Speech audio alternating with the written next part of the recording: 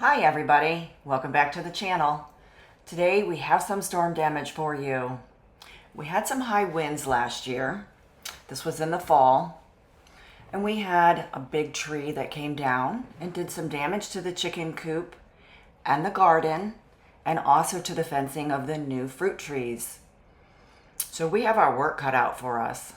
Mr. Bill's gone off to get the tractor so we can get busy and get to work getting all this protected again. The chicken coop had no damage, thank God, and all the birds are safe. So a good day and a bad day all at once. But this is what happens. You have trees that are too close to the property line and you're gonna get some damage sooner or later. Stay tuned. Tree trimmers are coming next week. We're going to get this tree line pushed back so we have a little safety protection here.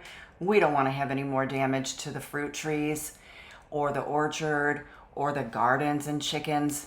We need everybody to be safe. Thanks for watching. Subscribe, comment below.